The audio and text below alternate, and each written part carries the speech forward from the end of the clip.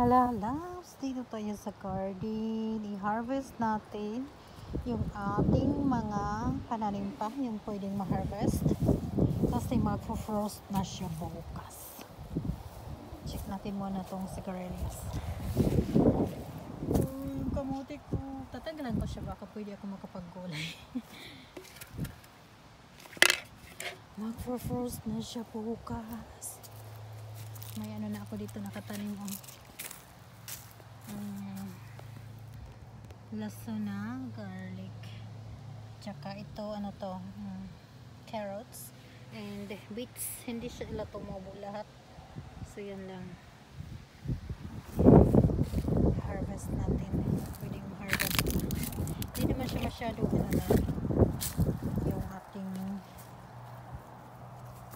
ano to, sa labas yung madami.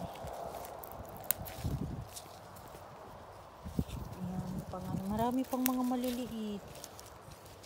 Tanggalin na natin. Yung mga okra matitigas na yun, ayan, wala lang siya. So yan, dahil pa siyang mga maliliit na. Ayan, mga maliliit. I-harvest natin. Pwede na to. Pwede na to. Oh, parang nag-ano na nga siya. Palamig na. Nasa labas yung madami. Labas tayo muna.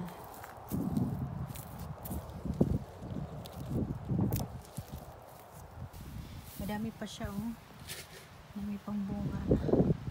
Yan. Pag tanggalin natin, pwede na to.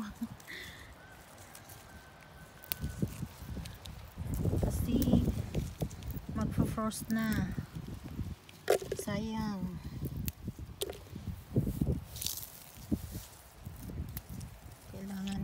Magugulay pa natin to.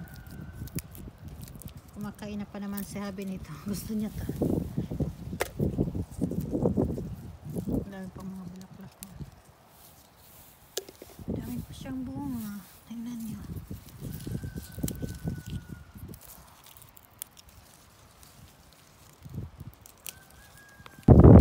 Super windy. Tingnan niyo yan. Sobrang hangin na.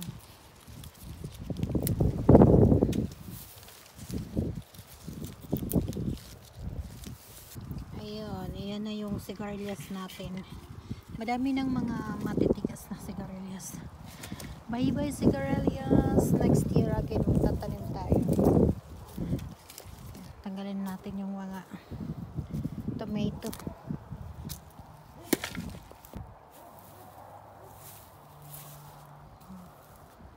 Maganda yung ganito na sana para mahihinog na siya. Okay, harvest natin to. Ayan na lahat yung tomato ko. Ito sara. So, ayan na. Ito naman tayo sa patula. Yan o, may patula ko dito. Ayan. Yung isang malaki doon, ginulay ko na. So, harvest natin ito. Sayang o, mayroon pang mga maliliit na patula. Ayan, sobrang liit pa. Tapos ito pa. I-harvest ko kaya to. I-harvest ko siya.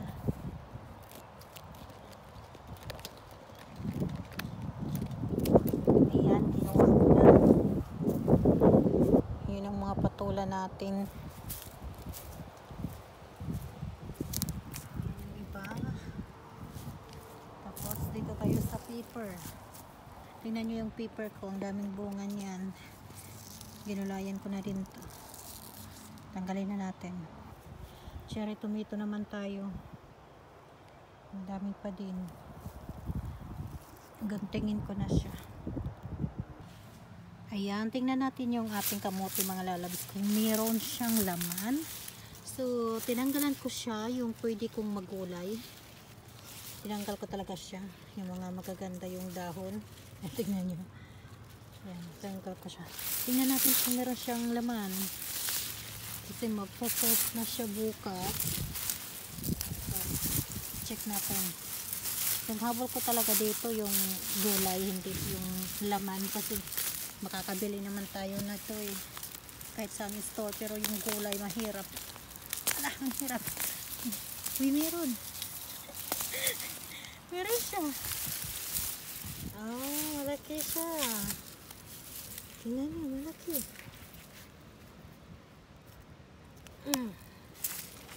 So yung gulay talaga yung pinakahabol-habol ko dito. Kasi yung potato, madami namang mabibili sa tindahan. Hindi kagaya ng gulay. Eko. Mahirap ang muna.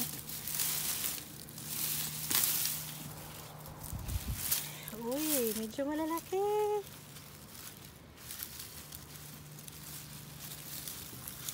Okay na siya. Pwede nang i-harvest talaga. Hirap nakahawak sa ano, cellphone. Ito yata yung tinanim ko. Tingnan nyo yan. Parang ano na siya, bakong. Oo, ito yung tinanim ko. Ito yung pinakasid. Baka meron pa. Meron pa. Tingnan yan. Hala, grabe. Ang daming laman. Uy, malalaki siya. Hala. Wala akong ano. Uy, in fairness. Madami siyang buo nun. Laman. Ulo, ito pa. Ang hirap mga katanggal. Hindi ako nagdala ng bulo eh. Oh, nakaka-excite. Nakaka-excite. Nakaka-excite naman to. Hindi ko in-expect na may laman siya. Kailangan ko kumuha ng bulo. Ayun, so ito yung pinakabulo na nila dito. Sana hindi maano. Oh, hindi kong maputol.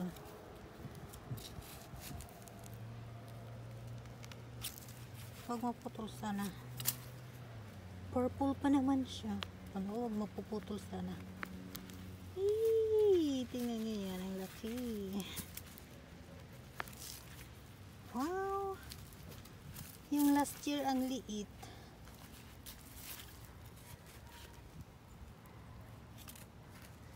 Oh, napuputol.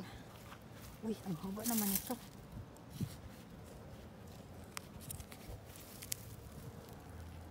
Huwag sanang maputol. Yay! Meron pa, ito pa. Ano? Nakakatuwa. Yan. Parang pa ba? Parang wala na.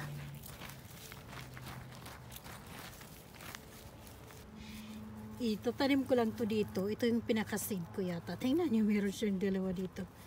So, para tumubo siya, tabunan ko ulit. Kapag mag-frost, sa alalim naman siya eh. Ano ko pa, idig ko pa nga. Pero, baka next year tumubo to. Yan, dyan lang siya. Tabunan natin, tabunan. So, ito ang dami. In fairness, tingnan nyo yan. Nakakatawa siya. Oh. Ang lalaki. Tingnan nyo yan. Ang dami. Yan, dito pa tayo sa isa. Ay, meron dito. Maliit, sayang po. Dito tayo, dito sa mga maliliit. Meron pa dito maliliit. Tingnan natin kung merong laman. Toink. Uy, meron siya. Agad. Meron isa. Ang laki.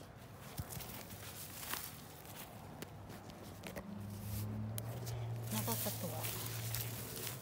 Tapos, ito pa ito.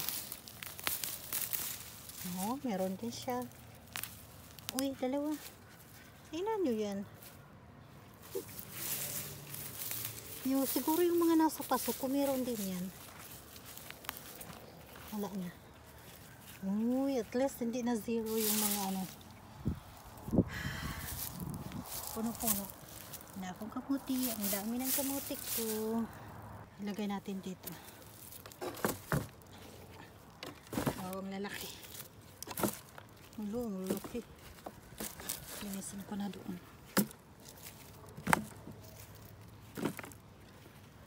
Isang timba. Charot. Diba? Ang dami niyan. Wow, puno. Meron din akong kamote dito na itinanim. Tingnan natin. Sabay to, sabay. Uy, nagpapakita na siya. Ah! Uy, ang liit niyan. Pero meron dito malaki. Uy, meron siya. Uy, madami. Sari-sari na dito yung mga tanim ko. May mga bulaklak. Ala, orange naman to. OMG, ang laki. Oh my God. Mga bulaklak yung tanim ko dito. Nilagay ko siya. Dito pa, malalaki. Malalaki siya dito. Wait, hinihirapan ako dito. I need bolo again. Ayan, dito tayo. Bakit ang hirap? Parang nakadikit siya. There you go. Laki. Wala na ba? Tingnan nyo, puno to ng kahoy. Wala na. Tatlo lang siya. Ang lalaki, grabe. Tatlo lang. Okay, balik natin kasi may mga bulaklak. Mga bulaklak talaga ang tanim ko dito, yung mga bulb. Ayan, yan muna natin dyan. Punta tayo dito sa kabila.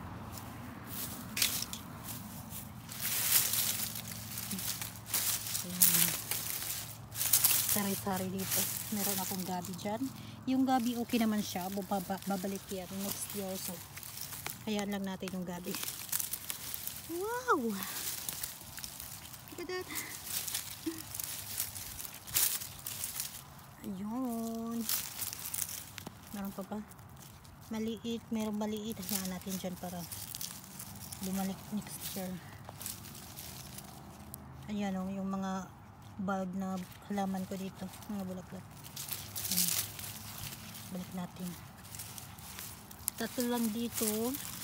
4. Yung pang-4. Ayun, maliit. Tignan nyo yan. Dito pa. Meron pa dito. Ay, ayan siya. Ipapakita na. Let's see. Ayan.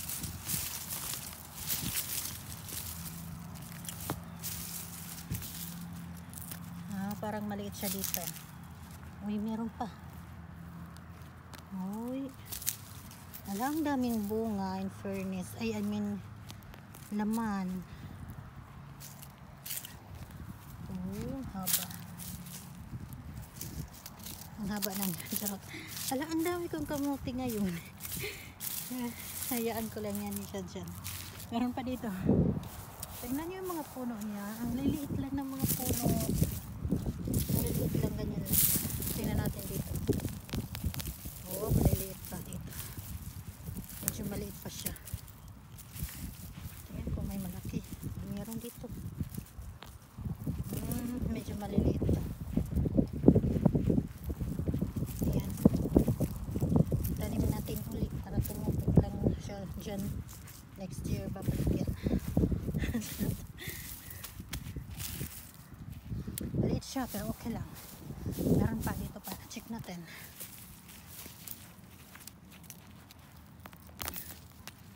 Sa mga bulaklak ko to eh. Parang hindi. Parang meron siya. Hindi gaano kalaki. Pero meron. Wow. Hindi talaga na zero yung ko. Yung tanim. Hindi siya na zero. Lahat may laman. Kahit konti. Kasi maliit lang naman yung puno niya. Tingnan nyo. Meron pa isa dito. Tingnan natin yung liit niyan. Super liit na puno. Tingnan natin kung may laman. Wait. Siguro ito yung pinakamaliliit.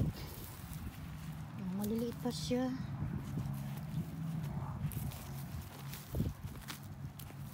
Ito yung maliliit.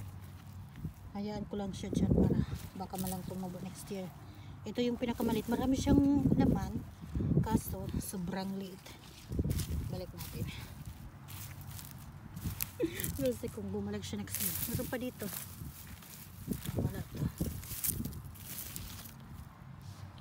Grabe, ang dami.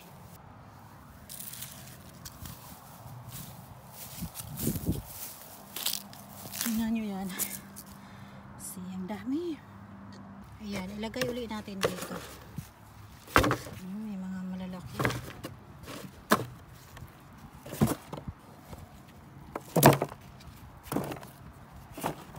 Dalawang ganito yung kamuti ko. Nakakatuwa naman. Dalawang ganito yung kamuti ko. Dalawang timba. Dalawang timba yung kamuti ko. Ito yung sa garden ko. Purple siya. Purple. Lalaki no. Lalaki. Grabe. Tingnan nyo yan. So ito yung dyan sa flower bed ko. Orange. Parang orange. Orange naman siya. Tignan nyo. Ang dami. O yan ang kamote ko. O diba? Libre na siya. Hindi ako nag-expect na ganito kalalaki yung ano nilalaman. Nagtanim lang ako para may gulayan ako. Pero binigyan ako nito. So thankful for these blessings. Meron pa akong kamote dito. Na nasa paso. Ito yung mas unang ano ko tinanim. Iwan ko. Pero hahayaan ko lang siya dito kasi hahayaan ko lang sila dito kasi hindi papasok ko naman to sa garahe para may gulayan pa din ako. Siguro may laman to kasi inasman ako ito eh. Tapos itong cucumber. Ay, parang namamatay siya. Nagdidilaw. Nagdidilaw. Siguro nalalamigan na yan. Meron malaki dito. Ayan. Ipapasok ko to sa garahe. Tapos lahat except dito. Kasi ano to sa lamig. Okay lang sila. Ito mint to. Mint. So, ipapasok ko to sa garahe. Meron pa tayong paper dyan. Tingnan nyo. So, yung mga nakapaso, okay lang yan kasi dalhin natin sa loob ng garahe. Ito, tingnan nyo. Ang dami pa ng bunga ng kamatis na to. Pero okay lang kasi nasa paso. Yung gabi ko, iiwanan ko lang dito sa labas. Ano yan, babalik naman yan bukas. Next year. Yung papaya, ito iwanan ko lang to sa loob. Ay, meron din dyan, oh. Talhin ko yan sa loob. May mga garlic ako dyan. Ito, matik to sa loob. Ayan, yung mga dill. Tapos ito, pepperoncini. Ang daming bunga nito. Nakapag-pickle si Habi. Ang daming bunga niyan. Kahit isang puno lang. So, ayan. Ewan ko yung mga ano na to. Dalhin ko lang sa loob din. Yung mga papaya. Dalhin ko lang sa garahe. Ayan. Dalhin ko yan lahat sa garahe. Sa first time. Yung ating lemongrass. So, ayan yung ating gamit na gamit, tingnan nyo yung mga dahon. Dadahin ko yan siyempre sa garahe. Kailangan gamit na gamit yan. So yan, ang dami nating ipapasok sa garahe.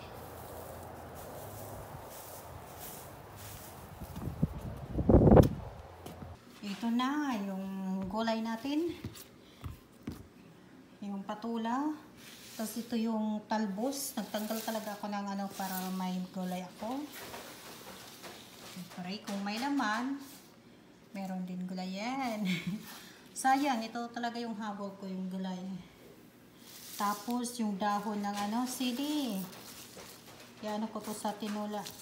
Dahon. Sayang, kasi ang gaganda pa naman, tingnan niyo. Walang mga ano, bakas ng insekto. Okay naman yung dahon. Wala ano yung parang may aphids. Wala. And then harvest talaga. O, tingnan nyo, pinatulan. Ito siya. Tingnan nyo yung tomatoes natin. Ang dami. And then yung ating munggo. Siguro yung patula ihalo ko sa munggo. Parang ganon. Parang masarap siya. Medyo mapait yung ano nila dito. Yung patula na yan, parang mapait siya ng konti. Konti lang naman. So, itry ko ngayon sa munggo ihalo. Parang maganda siya. Magmunggo ako one time. Yan, may paper tayo. Yung sigarilyas na sa ilalim. Ang dami ko pang ano, kamatis. O, tingnan nyo. Pero mga green pa siya mostly. Ganito yung cherry tomato natin. Ayan, cherry tomato. Ang dami.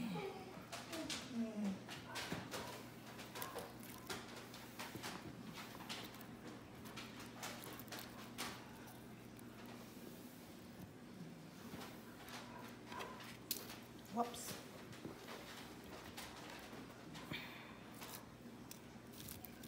Mga green pa tong tomato. Pero ginanyan ko lang siya para kahit papaano mahinog siguro siya. Mahinog pa yan. Yan na yung sigarilyas na sa ilalim.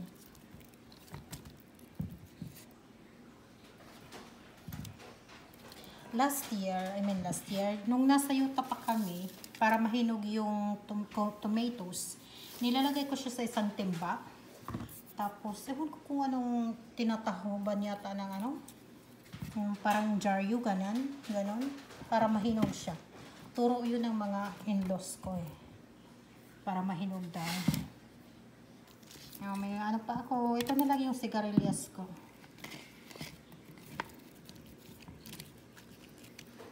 Yes, may gugulayin pa akong kamote.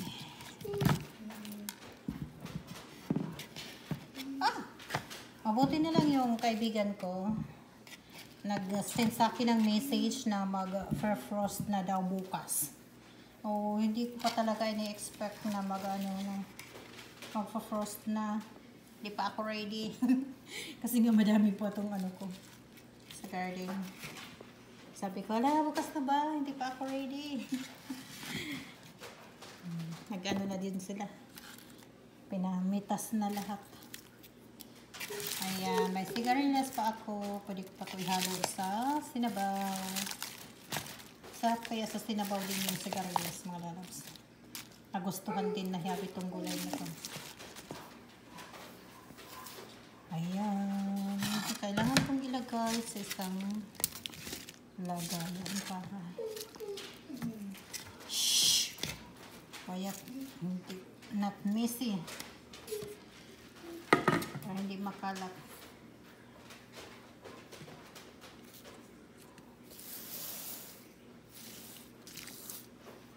Ayan yung mga lalabs.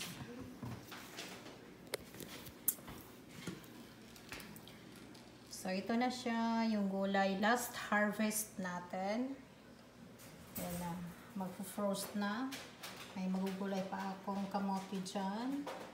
Sili para sa tinola. Sayang. Binibinta kaya ako dito sa mga Asian store. Dahon ng sili, ng bell peppers. Tapos ayan, imumunggo ko to. Haluan ko to sa munggo. Cherry tomatoes, sigarilyas, and mango. Meron pa akong mga mango dyan. Ayan. Thank you everyone for watching. So ito na yung last natin. Yung last harvest natin for this year. Ayan, so andun yung kamote natin. Ang daming kamote, ang lalaki, grabe. So maraming blessings tayo sa ating garden. Yung satisfied ako sa garden this year. Ang dami kong gulay. Tapos yung kamote, hindi ko ini-expect na ganun kalalaki. Kasi gulay lang talaga yung habol ko. Kaya ako nagtanim para may maggulay ako. So thank you everyone for watching and your support. God bless everyone. Ayan na siya, yung na-harvest natin mga lalabs. So, ito na yun. Tomates, tomatoes, sigarilyas, bell peppers. Andyan yung ating patula. Yung ating kamote, gulayin ko yan bukas. Ayan, yung dahon ng ating sili, bell peppers.